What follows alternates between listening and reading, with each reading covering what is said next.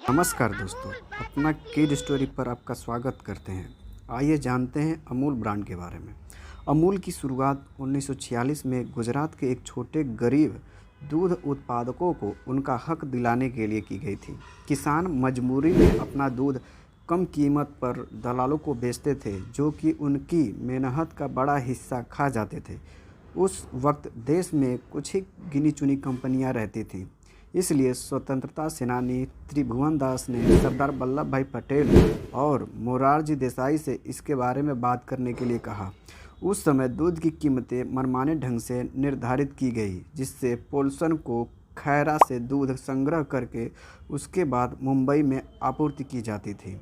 इस व्यापार प्रथाओं से, जिसे वे अनुचित मानते थे, से निराश होकर त्रिभुवन दास पटेल ने खैरा के किसानों के साथ मिलकर सरदार वल्लभ भाई पटेल से संपर्क किया।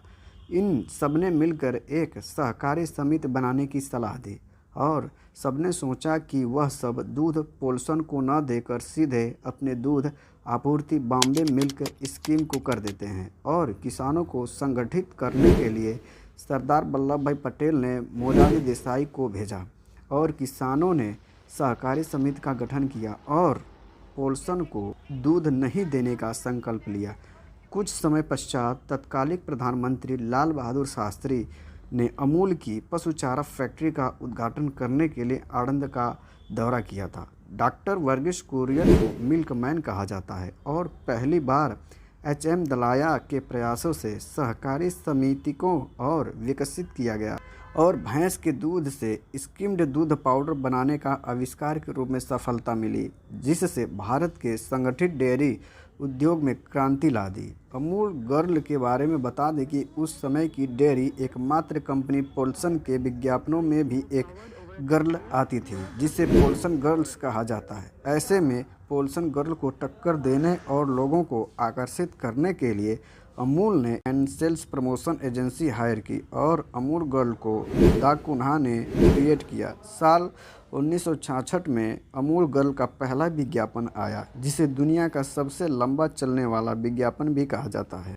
यह अमूल की मार्केटिंग और सप्लाई चेन का ही कमाल था कि साल 1998 आते आते भारत अमेरिका को पछाड़कर दुनिया का सबसे बड़ा दूध उत्पादक देश बन गया। 50 सालों तक ऊंचाइयों पर रहने के बाद अमूल कंपनी धीरे धीरे नीचे आने लगी। इस तरह अमूल की लोकप्रियता घटने लगी और साल 2006 में डॉक्टर कुरियन ने चेयरमैन पद से छोड़ दिया। साल 2010 में पिछले 30 सालों से कंपनी से जुड़े आर.एस. सोडी को अमूल की कमान सौंपी गई। कंपनी का कमान अपने हाथ में लेने के बाद आर.एस. सोडी ने अमूल के सप्लाई चेन में जरूरी बदलाव किए। साल 2010 में जहां अमूल का टर्नओवर 8,500 करोड़ रुपए था, जो कि साल 2020 तक आते आते 38,500 करोड़ रुपए हो गया।